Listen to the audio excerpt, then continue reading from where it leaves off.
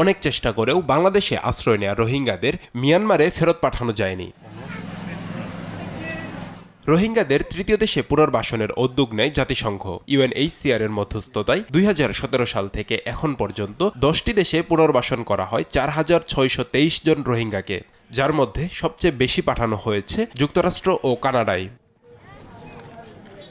নাগরিকত্বের অধিকার এবং মানবিক মর্যাদা থেকে বঞ্চিত এসব মানুষকে তৃতীয় দেশে পুনর্বাসন নিরাপদ সমাধান হলেও এই প্রক্রিয়া বন্ধের দাবি তুলেছে উখিয়া টেকনাফের ক্যাম্পে থাকা রোহিঙ্গারা। তারা বলছেন, যাদের নিয়ে যাওয়া হচ্ছে তাদের অধিকাংশই শিক্ষিত। যারা নাকি এলমদার তারা বিদেশার গয়, যারা নাকি বেলুনি তারা সাজার গয় হলে আড়ালে আমি কষ্ট।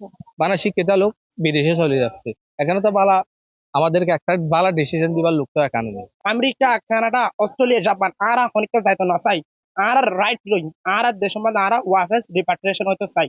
মূলত নিজ দেশে ফিরে যাওয়ার সম্ভাবনা নেই এবং যেখানে আশ্রয় আছে সেখানে থাকা সম্ভব নয় এমন শরণার্থীদের তৃতীয় দেশে পুনর্বাসন করে ইউএনএইচসিআর।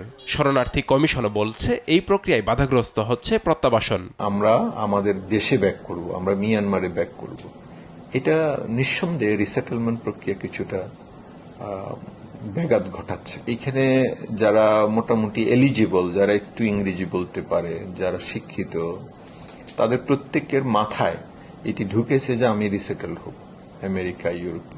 ইউএনএইচসিআর এর তথ্য মতে গেল ১২ থেকে ১৮ মে পর্যন্ত ৮২ জন রোহিঙ্গা স্বেচ্ছায় ফিরে গেছেন মিয়ানমারে। নিউজ ডেস্ক, দেশ টিভি।